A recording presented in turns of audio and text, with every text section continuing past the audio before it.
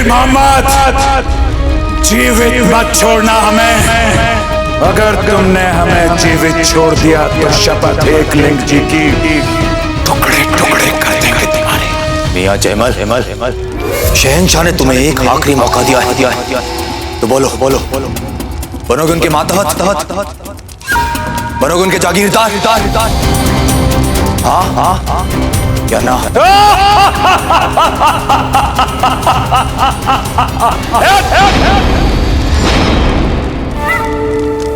तैयारियां करो इसे फांसी पे चढ़ाने की। अगर इसमें अपने ख्याल नहीं बदले तो आज शाम के ढलते सूरज के साथ इसकी जिंदगी का सूरज भी ढल जाना चाहिए।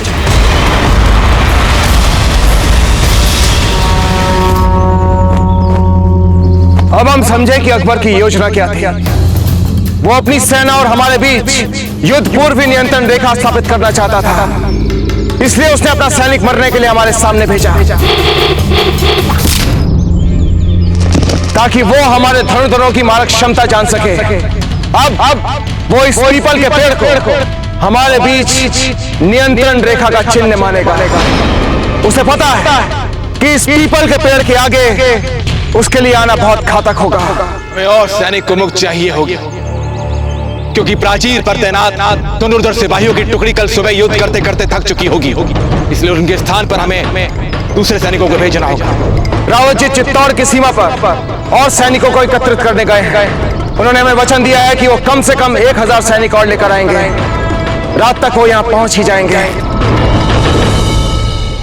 बड़े दाजीराज, हम भी अपनी शत्रु सेना को देखना चाहते हैं एक बार। अवश्य भंवर जी।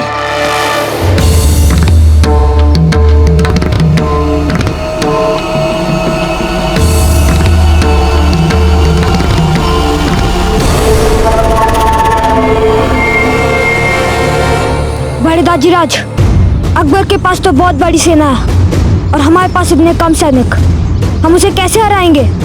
भले ही अकबर के पास बहुत अधिक सैनिक हो, किंतु हम ऊंचाई पर घात लगाए अपने दुर्ग में बैठे हैं। यदि उन्होंने खुले में आकर हमें चुनौती दी और हमारा सामना किया तो वो उस मुगल सैनिक की तरह मारे जाएंगे। बड़े दाजीराज, फिर आया क्यों अकबर अपनी सेना को लेकर, जब उसे पता है कि वो मारा जा सकता है? यही तो हम भी सोच रहे हैं भंवर जी। अवश्य ही अकबर के पास हमें हराने की कोई ना कोई योजना है, किंतु वो योजना क्या है वो हम नहीं जानते।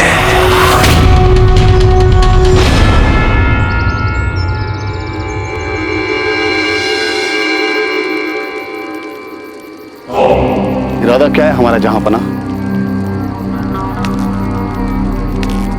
गुस्ताखी माफ हुजूर, चित्तौड़ किले के बाहर हम यहाँ खुले में लंबे अरसे तक रुके नहीं रह सकते शहंशाह, क्योंकि अपने 3000 सिपाहियों की फौज को खिलाने लायक हमारे पास रसद और पानी नहीं है। हम जानते हैं कि आप बहुत समझदार सिपा सलार हैं और इन तमाम मुश्किलातों को हम भी समझते हैं। बहुत जल्द हम आपको बताएंगे अपना इरादा और उसका असली खाका, लेकिन तब तक हमें इन जमीनी सवालों से परेशान न किया जाए।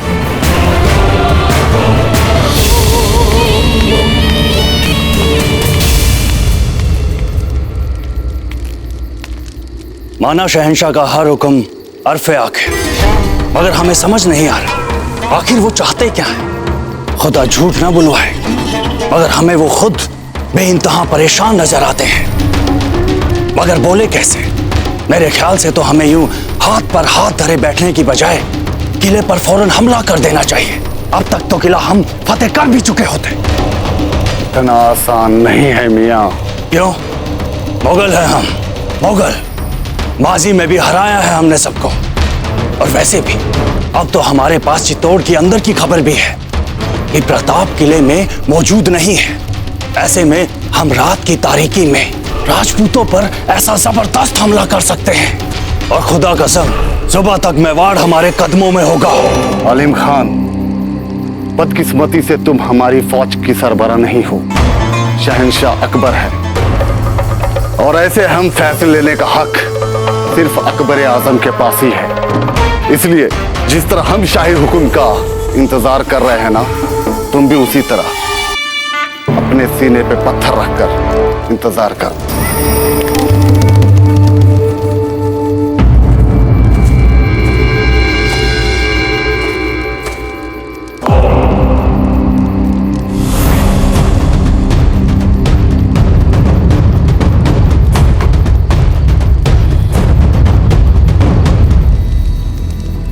आकाश में अधिक बादल है, संभवतः इसलिए हमें चंद्रमा नहीं दिख रहा है।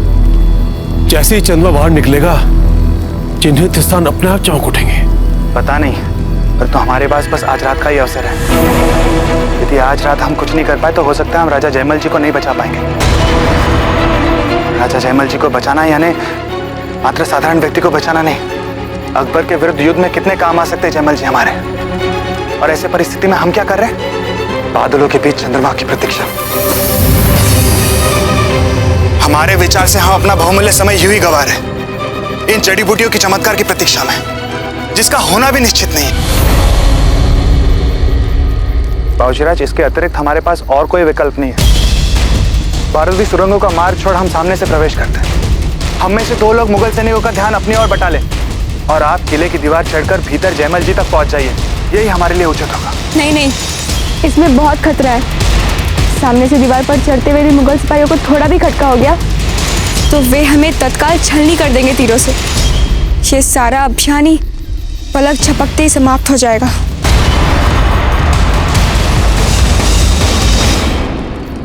सही कह रही है तू। ऐसा करने से हमारा अभियान विफल हो सकता है।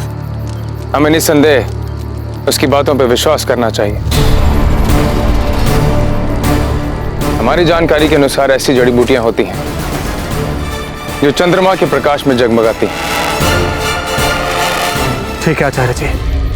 अर्थात हमें चंद्रमा के निकलने की प्रतीक्षा करनी होगी।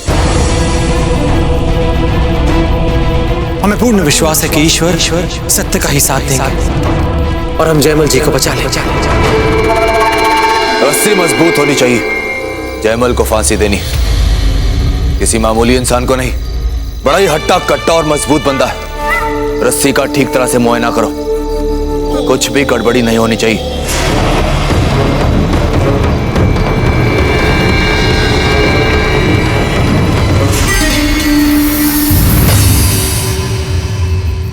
वहां चंद्रमा आकाश में निकलेगा और यहाँ हमारी धरती, हमारी मातृभूमि पर उस मुगल का सूर्य अस्त होगा।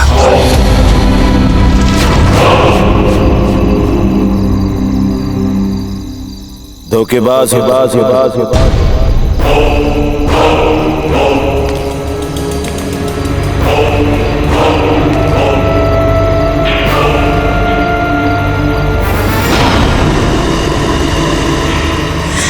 कौन है? कुछ नहीं मालूम है तुम्हें?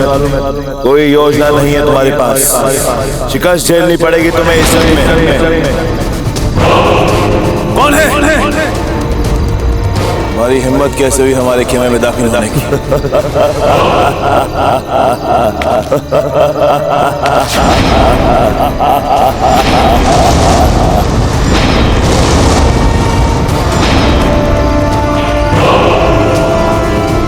कौन हो तुम? बताया ना अभी हमारी असलियत तुम्हें आगाह करने आया हूं। सोचो, अगर तुम अब भी वही करते रहे जो करते जा रहे हो तो यकीनन हार जाओगे। तुम्हारी हिम्मत कैसे हुई हमसे सवाल पूछने की? हम जानते हैं हमें क्या करना है। हमें तालीम देने का तुम्हें कोई हक नहीं बनता। कहा था ना हमने, शहंशाह बेइंतहा परेशान नजर आ रहे हैं। अंदर चलकर देखें उन्हें। नहीं, तुम यहाँ बिना किसी बाकायदा जंगी मसवीदे के लिए चले आए हो। तमाम मुगल सल्तनत को खतरे में डाल दिया है तुमने। वो प्रताप तुम्हें शिकस्त देकर तुम्हारी तमाम सल्तनत पे काबिज हो जाएगा।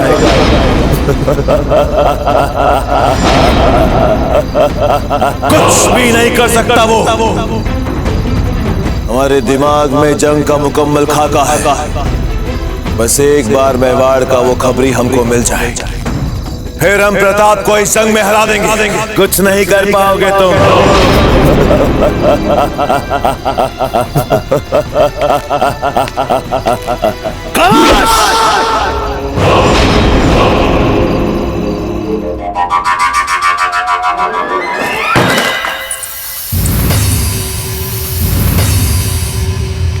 नहीं खाना है हमें खाना। पर अकबर द्वार पे अपनी सेना लेके बैठा है और आप लोग चाहते हैं कि हम अपनी आंखें मूंद कर यहाँ पे भोजन करें, जबकि सच्चाई तो यह है कि वो किसी भी क्षण हम पे आक्रमण कर सकता है। या तो वो हमें अपना दास बना लेगा या फिर हम सबको मृत्यु के घाट उतार देगा। ऐसा क्यों कह रहे हैं आप कुंवर जगमान? ऐसा कुछ भी नहीं होगा। ये चित्तौड़ का दुर्ग है, चित्तौड़ का, समझे आप? इसे कोई इतनी आसानी से भेद नहीं सकता। और फिर इसकी रक्षा का भार वीर राजपूत सेनानियों के हाथ में है।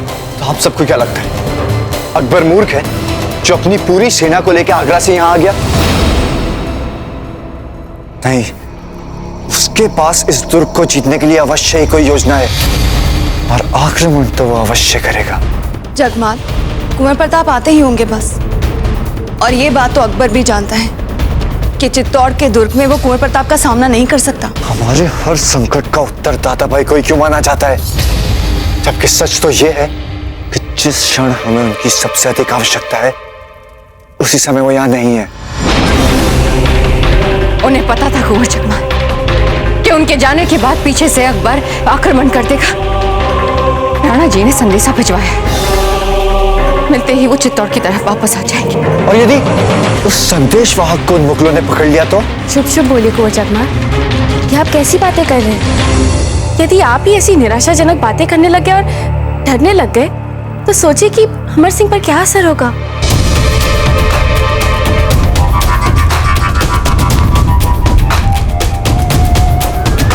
हमारी भाभी जी ने तो आपको हमेशा सच बोलना और सच सुनना सिखाया होगा ना?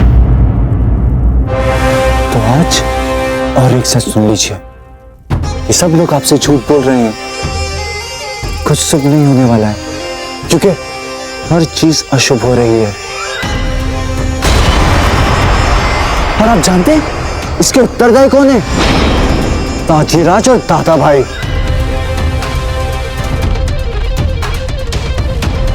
अब झेलिए अपने अकबर का प्रकोप। हमारे दाजीराज और बड़े दाजीराज मूर्ख नहीं है। अब मत कीजिए इनके लिए अपमानजनक बातें।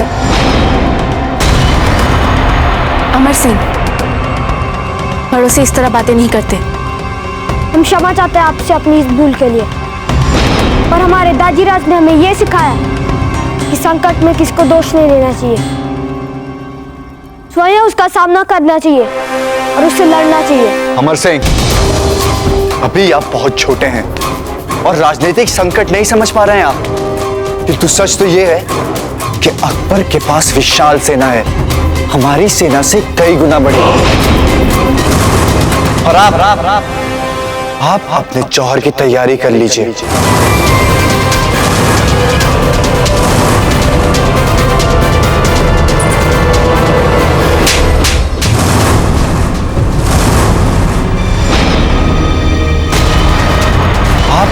जौहर की तैयारी कर लीजिए।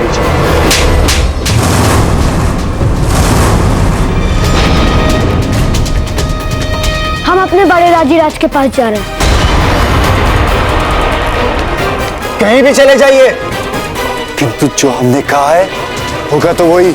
यदि ऐसा हुआ भी तो हमें अपने पति पर और कुंवर प्रताप पर गर्व रहेगा कि दोनों ने हंसते हंसते अपनी मातृभूमि के लिए प्राण न्यौछावर कर दिया।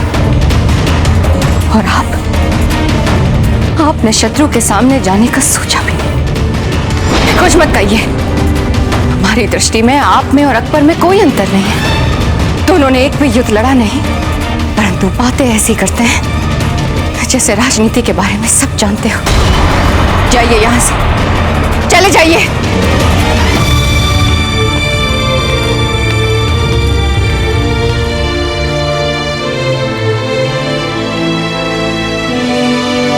अजब थे, डरिए मत। कुछ भी नहीं होगा।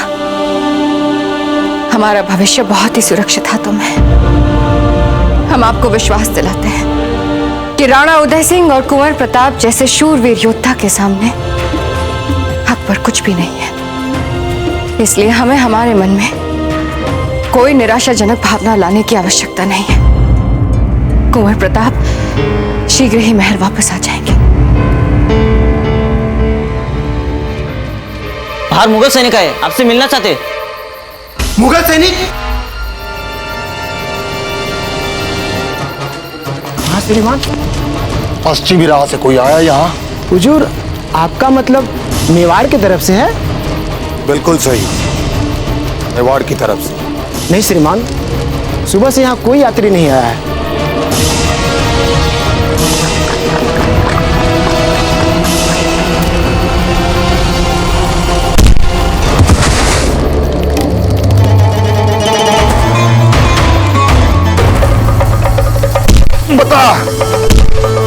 बता कौन है अंदर, बता। कोई नहीं आया। अगर कोई आया नहीं तो ये घोड़ा इतना प्यासा क्यों है? मुझे लगता है जरूर कोई बहुत दूर से आया है, तभी ये घोड़ा इतना प्यासा है। चल बता कौन है इस सराय में, बता। सिपाहियों, तलाशी लो इस सराय की, वो खबरची यहीं छुपा है, जाओ।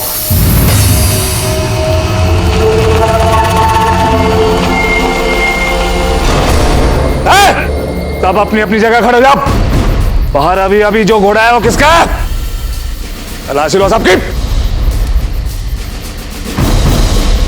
तुम्हारा है?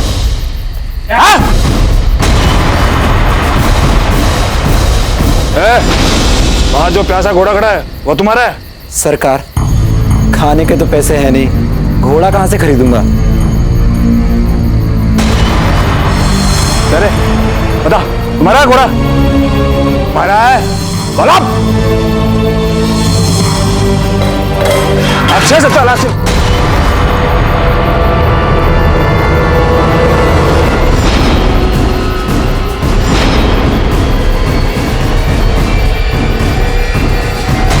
पकड़ो से।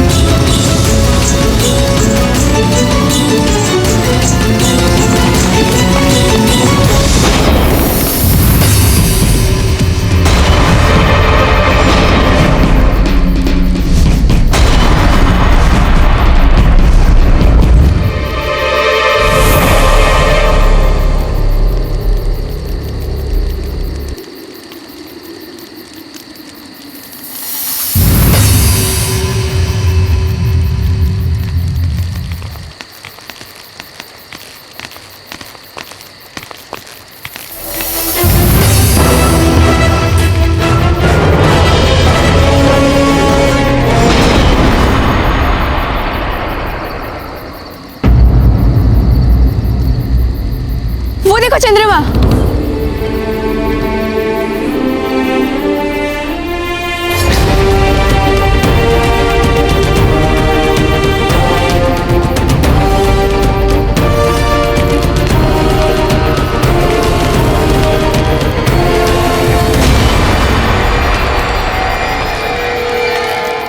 अब चमकेगी मेरी जड़ी बूटियां, बस कुछ देर और।